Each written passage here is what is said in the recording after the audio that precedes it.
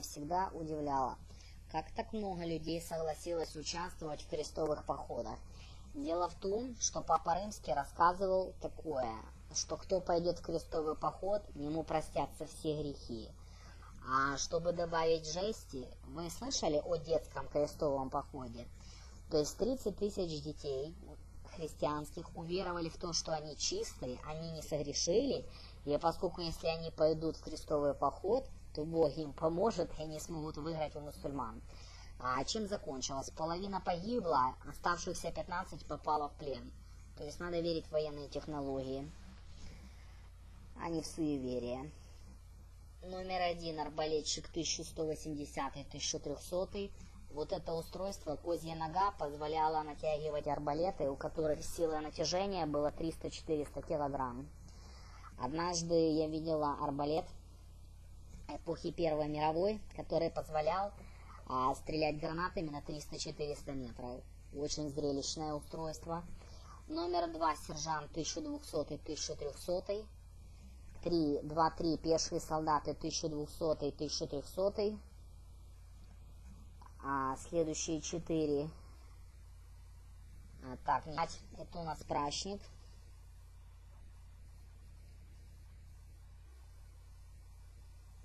Рыцарь 1225-1260. 2. Рыцарь 1250-1300. Рыцарь-госпитальер 1258-59. Это был, в принципе, Красный Крест. То есть у них основной упор был на то, чтобы спасать раненых.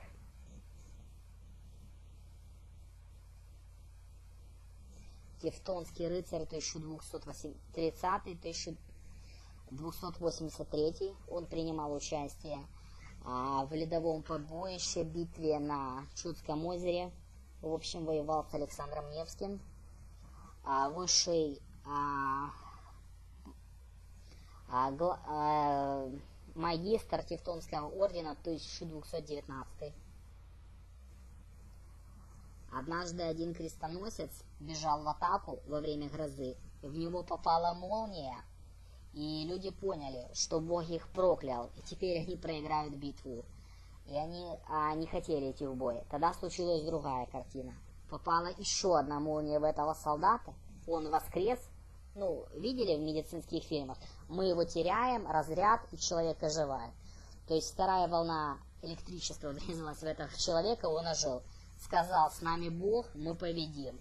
Вражеские войска тоже видели эту картину, и они обломались сражаться. Так что мотивация — святое дело, а не только заградотряды и комиссары. 3. Старший брат 1270. Вот эти щели для вентиляции, потому что проблема этого шлема была в очень тяжелом воздухе внутри. Испанский аристократ, ранний 13 век. 2. Испанский рыцарь, середина 13 века. Мавр, пеший солдат, 12 век. 4. Мавр, всадник, ранний 12 век.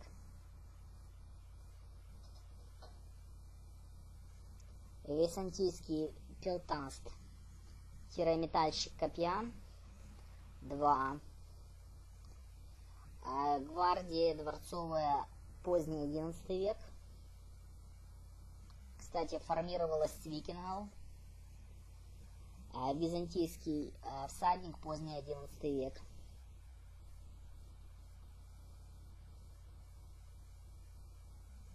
Турсельджук, конный всадник, 12 век. 2. Мамилюк, воин Аскари.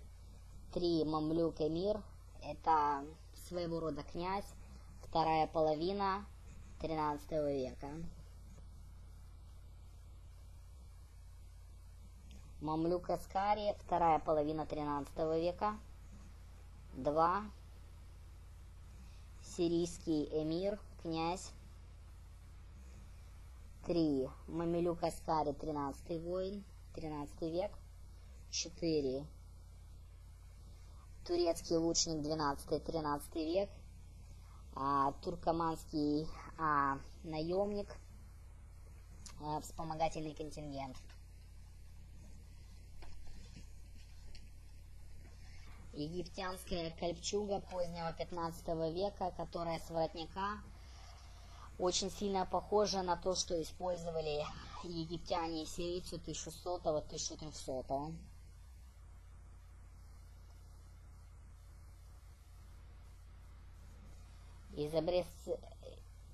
Здесь зарисованы сарацинами и турки в манускриптах и в скульптурах. Здесь сверху слева сарацинский шлем,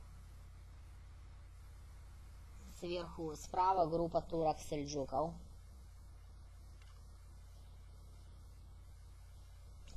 Против этого человека страшно бояться, не видишь его, страшно биться. Страшно, потому что не видно выражения его лица.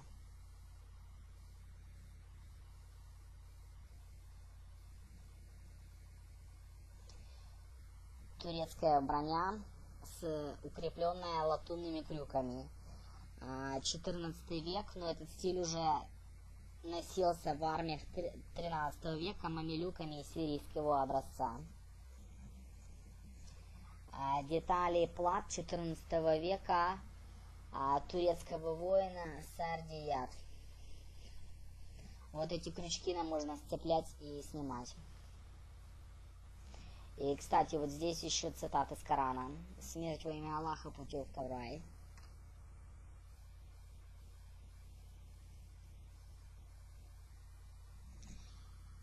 Предметы быта крестоносцев. Подштанники и шапки. Такое лицо наивно, нагруженное проблемами.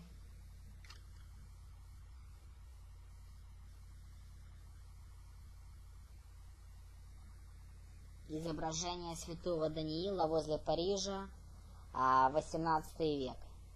Вот эти окна были зарисованы фресками в 12 веке и репродукции с первого крестового похода. Справа на каждой картине турки-сельджуки, которых средневековый художник видел близко, как европейцев.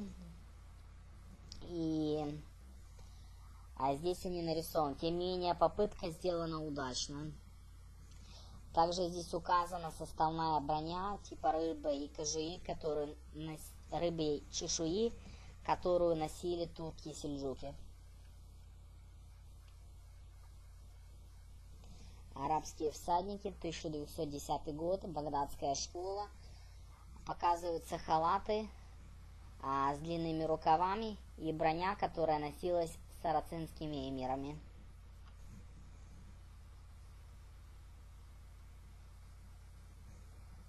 Исторически достоверная картина сарацинских всадников. Handbook for Crusaders. Руководство для крестоносцев, 1321 год. Библиотека Бодолайна. Сарацинский топор либо секира. Эта иллюстрация указывает церемониальный топор, хотя маловероятно, но такие могли нестись в бой специальными гвардейскими частями султана. Но в конце концов была принята более стандартная форма боевого топора.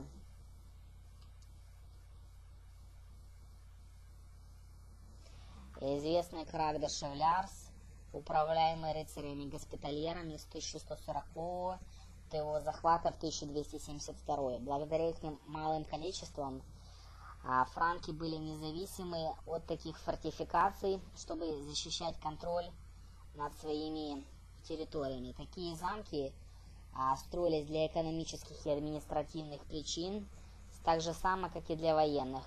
Крак контролировал земли вокруг ассасинов, которые платили налоги госпитальерам. Гарнизон и штаб не мог быть больше, чем 2000 человек. Население среднего городка в Европе.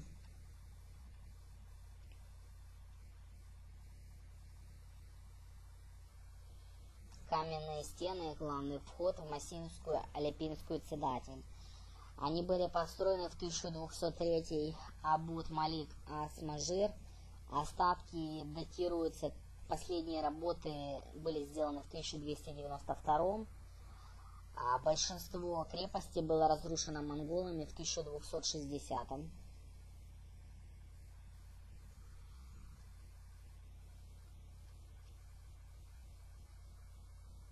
Южный фасад северного входа Цитадели в Каир.